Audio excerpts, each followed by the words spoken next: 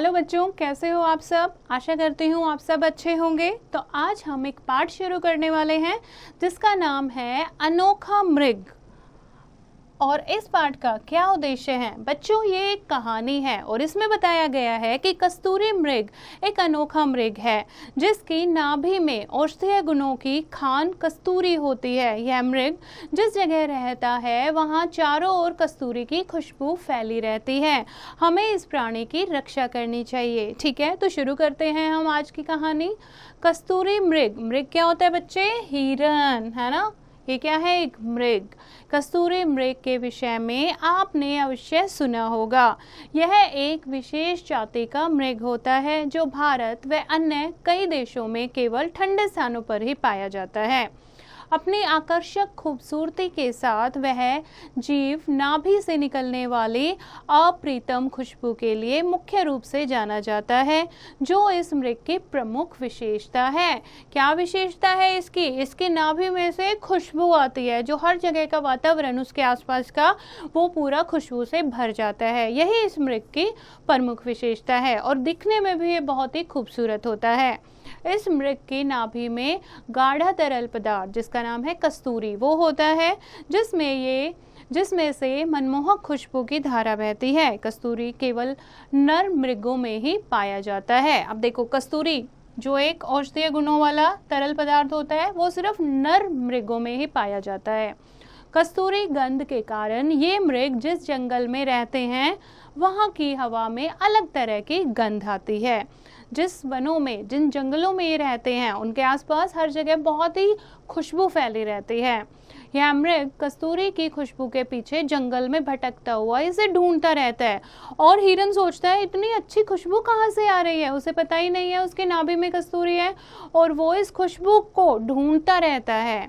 इसके स्वभाव की तुलना उस प्रभु भक्त से की गई है जो जीवन भर ईश्वर की तलाश में भटकता रहता है परंतु अपने भीतर उसकी खोज नहीं कर पाया। ठीक है, तो अब कस्तूरी मृग की तुलना किससे की है? जो लोग इधर उधर भगवान को खोजते रहते हैं, अपने अंदर नहीं खोजते।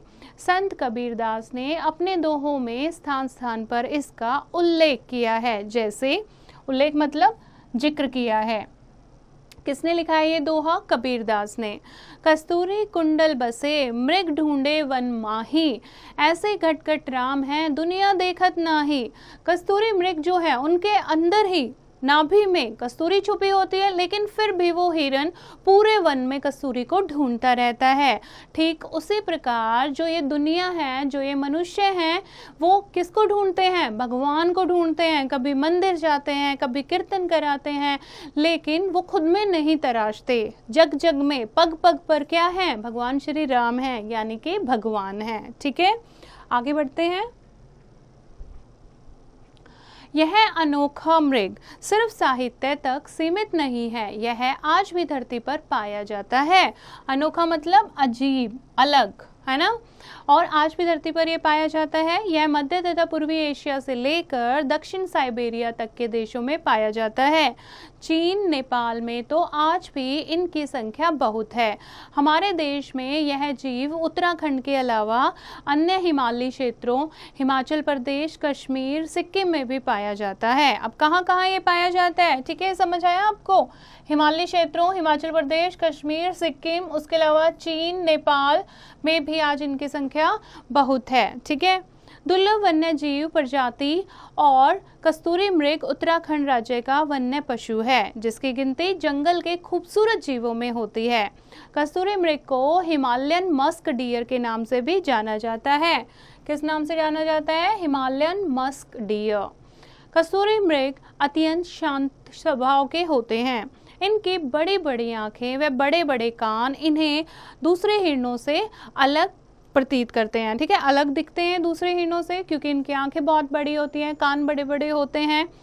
उनका शरीर भूरे रंग का होता है तथा पूंछें काफ़ी छोटी होती हैं।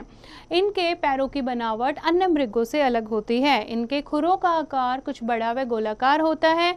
इनके कारण ये टेढ़े मेढ़े रास्तों, दुर्गम पहाड़ियों व चोटियों पर आसानी से चढ़ जाते हैं। इनके पैरों की बनावट ऐसी होती है यदि ये बैठ जाएं तो फिर उठने में उन्हें कुछ वक्त लग सकता है। ठीक है, तो ये क्या है? कस्तूरी मृग की शरीर की बनावट, किस प्रकार के ये दिखते हैं। अब कस्तूरी मृग पतले व छोटे पेड़ों का सहारा लेकर खड़े होकर सोते या आराम करते हैं। कैसे सोते हैं ये? पेड़ों का सहारा लेकर खड़े होकर सोते हैं और या फिर आराम करते हैं। अपनी इस आदत के कारण वे शिकारी के द्वारा आराम से पकड़े जाते हैं। आदत मतलब इस आदत के कारण, ठीक है, इस हैबिट के कारण जो ये खड़े होकर सोते हैं, इसके कारण वो आसानी से शिकारी उन्हें पकड़ लेते हैं। शिकारी पतले व कमजोर वृक्षों के तनों को आधे से ज़्यादा काट देते हैं। जैसे ही कोई कस्तूरी मृग कटे हुए वृक्ष का सहारा लेता है ना, वह वृक्ष मृग के भार से लुढ़क जाता है, जिसके कारण मृग भी जमीन पर गिर जाता है और वो जल्दी नहीं उठ पाता। इसीलिए शिकारी जो हैं मृग को पकड़ लेते हैं। और भारत में पाए जाने वाले मृगों की प्रजातियां चीतल, बारहसिंघा, कृष्ण मृग और सांभर आदि हैं। ये प्रजातियां जो हैं भारत में पाई जाती हैं। ठीक है। कस्तूरी मृग एकांत प्रिय होते हैं, यानी कि एकांत प्रिय होते हैं, वो सुनसान जगह पर मिलेंगे। इनके सींग प्रतिवर्ष झड़ते हैं, फिर वसंत ऋतु में उग आते हैं। खतरे का आभास या आवाज होने पर ये तुरंत सतर्क हो जाते हैं तथा हवा की रफ्तार से दौड़ते हैं। जैसे ही इन्हें लगता है कोई खतरा है तो ये एकदम से सतर्क हो जाते हैं, यानी कि सावधान हो जाते हैं और तेज गति से दौड़ने लगते हैं। इसीलिए यह कहा जाता है कि ये सदा चौकन्ने रहते हैं। इसीलिए क्या कहा जाता है कि ये हमेशा चौकन्ने रहते हैं, मतलब होशियार, सतर्क रहते हैं। और इनकी भागने की रफ्तार इतनी तेज होती है कि ये चीते को भी थकाने की क्षमता रखते हैं। कस्तूरी के औषधीय गुणों के बारे में हमारे प्राचीन ग्रंथों में विस्तार से बताया गया है। जो कस्तूरी होती है इन मृगों में, उसके औषधीय गुण होते हैं, यानी दवाई में वो काम लिया जाता है। आज के चिकित्सक भी इसके गुणों को मानते हैं। खेद का विषय यह है कि आज इस दुर्लभ जीव की संख्या कम होती जा रही है। लोग अपने स्वार्थ के लिए इसका शिकार करते हैं, परंतु अब सरकार द्वारा पशुओं के प्रति होने वाले अत्याचारों पर रोक लगा देने के कारण शिकार करने वालों की संख्या में कमी आई है ना। क्योंकि हंटिंग क्या है, अब बैन है। सरकार ने शिकारियों पर क्या कर दिया है, रोक लगा दी है। मनुष्य को इस जीव की अहमियत को समझना चाहिए। अहमियत मतलब महत्व को समझना चाहिए, जिससे प्रकृति की यह अनुभव भेंट संसार को अपनी महक से महकाती रहे। महक यानी खुशबू से। अब ये प्रकृति ने ही बनाया है, इतनी अच्छी खुशबू आती है, हम इनको ना पकड़ें, जंगलों में रहने दें तो हमारी हवा में क्या आ जाएगी, खुशबू आ जाएगी।